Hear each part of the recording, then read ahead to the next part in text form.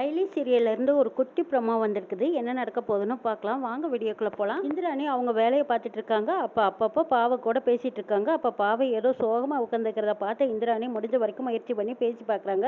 அவ கோவமாவே இருக்கிறத பார்த்துட்டு, என் பாவை என்னாச்சு உனக்கு, ஏமா அம்மா மேல ஏதாவது கோவமா அப்படின்னு கேட்கவும், ஆமா அப்படின்னு சொல்லி தலையசிக்கிறேன். என்னம்மா என்ன பிரச்சனை சொல்லு அப்படின்னு கேட்க, நான் டான்ஸ் கத்துக்கணுங்கிறாங்க. அட இவ்வளவு தானா, அதுக்கு ஏன் கோவப்படுற, சரி டான்ஸ் கிளாஸ் போயிடுறியா அப்படின்னு கேட்கவும், இல்லை நான் போக மாட்டேன், எனக்கு இங்கேயே கற்றுக் கொடுக்கணும் அப்படிங்கிறாங்க.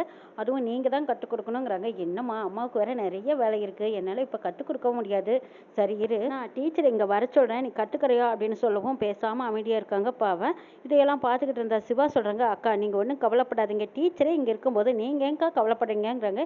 என்னது டீச்சர் இங்கே இருக்கிறாங்களா, சிவா நீ என்ன சொல்கிற அப்படின்னு கேட்குறாங்க இந்திராணி. அதாவது இதோ நம்ம அயலி தான் டீச்சர், அயலி ரொம்ப சூப்பராக டான்ஸ் ஆடுவாங்கக்கா அப்படின்னு சிவா சொல்ல, அதுக்கு இந்திராணி ஆச்சரியப்படுறாங்க. என்ன அயலி, உங்களுக்கு பரதநாட்டியம் கூட தெரியுமா, கிளாஸ் எடுப்பீங்களா, டீச்சராக இருக்கிறேன்னு சொல்கிறீங்க, நிச்சயமாக தெரிய வாய்ப்பு இருக்கும், சரி பாவிக்கு சொல்லிக் கொடுக்க முடியுமா அப்படின்னு இந்திராணி கேட்டதுக்கப்புறம் அயலி மறுக்க முடியல. அச்சோ என்னது ஜூனியர் இப்படி நம்மளை மாட்டி விட்டுட்டாரே அப்படின்னு சிவாவை பார்க்குறாங்க அயலி. பரவாயில்ல சொல்லிக்கூட அயலி, உனக்கு தான் பரதநாட்டியம்னா கை வந்த கலையாச்சே, சொல்லு சொல்லு அப்படின்னு சொல்கிறாங்க.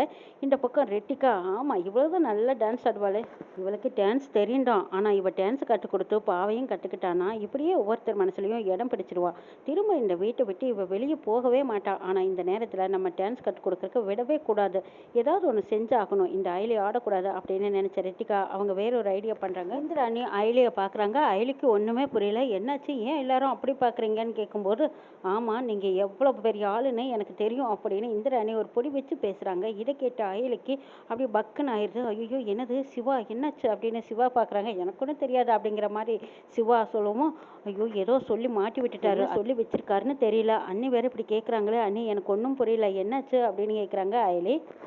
நீ நல்லா டான்ஸ் கற்றுக் கொடுப்பேன்னு இப்போ தான் சிவா சொல்லலாம், நல்லா டான்ஸ் ஆடுவியா அப்படின்னு இந்திராணி கேட்கும். நீ அந்த அளவுக்கு பெரிய டான்ஸர் எல்லாம் இல்லை, ஏதோ சுமாராக ஆடுவேன் அவ்வளவுதான், ஏதோ ஓரளவுக்கு தானே தவிர பெருமாதமாக சொல்லிக்கிற அளவுக்கெல்லாம் இல்லைங்க நீ அப்படிங்கிறாங்க அந்த அயலை. பரவாயில்ல அயலை, உனக்கு தெரிஞ்ச வரைக்கும் சொல்லிக் கொடு, பாவையோட கிளாஸில் டீச்சர் வரலையா, அதனால பாவை உம்முன்னு உட்காந்துருக்கா பாட்டியா, அவள் கிளாஸில் ஏதோ டான்ஸ் போட்டி இருக்கான், அந்த ப்ரோக்ராமில் பாவையும் கலந்துக்கணும்னு ஆசைப்படுறா, உனக்கு தெரிஞ்ச வரைக்கும் சொல்லிக்கூட அப்படின்னு சொல்லி கேட்குறாங்க இந்திராணி.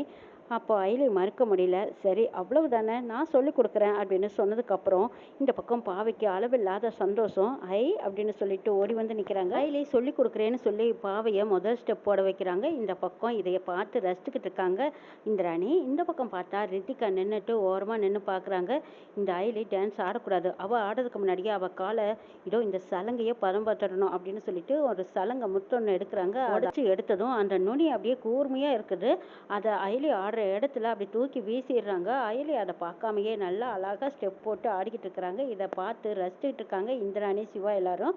அங்கே பாவை அயலி சொல்லி கொடுக்கறத அப்படி கவனமாக கேட்டு அதுக்கேற்ற மாதிரி ஆடிக்கிட்டு இருக்கிறாங்க. முதல் ஸ்டெப் போட்டு முடிச்சதும் சாமியை கும்பிட்டு அடுத்தது பாவை கால்லையும் இந்திராணி கால்லையும் சலங்கை எடுத்து கட்டிக்கிறாங்க. முதல் ஸ்டெப் போட்டு நல்லா அழகாக ஆடிட்டு இருக்கிறாங்க. சலங்கை சத்தத்துக்கும் அவங்க ஆட்டத்துக்கும் பார்க்க பார்க்க கேட்கவும் அவ்வளோ ஒரு அழகாக பார்த்து ரசிச்சுட்டு இருக்காங்க எல்லாரும். அயலி டான்ஸ் ஆடுறத பார்த்துட்டு இந்திராணி ரொம்ப புகழ்ந்து பேசிட்டு இருக்காங்க. இந்த பக்கம் பார்த்தா கபிலன் கூட வந்து ரித்திகா கிட்ட சொல்றாங்க, என்ன ரித்திகா உங்க அக்கா எல்லாமே டேலண்டா இருப்பாங்க போல இருக்கு அப்படிங்கிறாங்க. ஆமாம்மா இன்னும் கொஞ்ச நேரத்தில் அவள் டேலண்ட் எல்லாம் என்னங்கிறத பாருங்க அப்படின்னு இலக்காரமா சிரிக்கிறாங்க.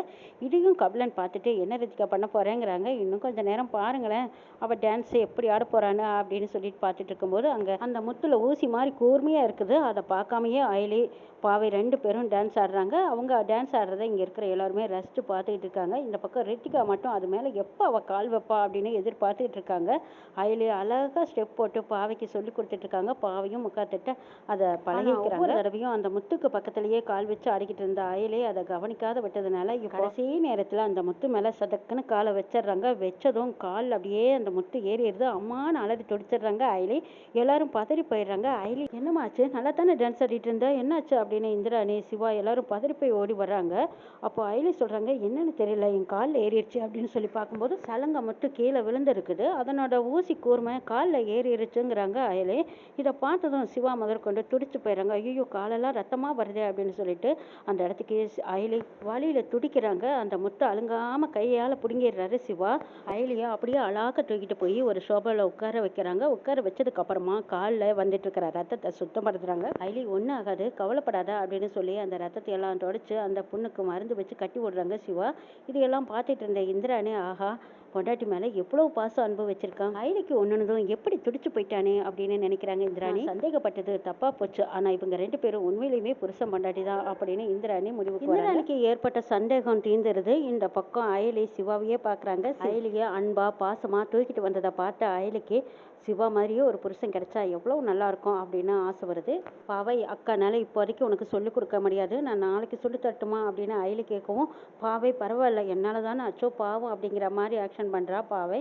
இதை பார்த்து அயலி, ஒன்றும் பிரச்சனை இல்லை கண்ணு, வழி இல்லை அப்படின்னு சொல்லி சமாதானப்படுத்துறாங்க. அயலி கிட்ட மன்னிப்பு கேட்குறாங்க. என்னால தானே இப்படி ஆகி போச்சுங்கிறாங்க. ஐயோ அண்ணி, இதனால என்ன, இது ஒரு சின்ன காயம் தானே, கொஞ்ச நேரத்தில் சரியாயிடும், இதுக்கே நீங்கள் வருத்தப்படுறீங்க, ஒன்றும் பிரச்சனை இல்லை விடுங்க, ஆனால் பாவைக்கு சொல்லிக் கொடுக்கறதுல எனக்கு சந்தோஷம் தானுங்கிறாங்க அயலி.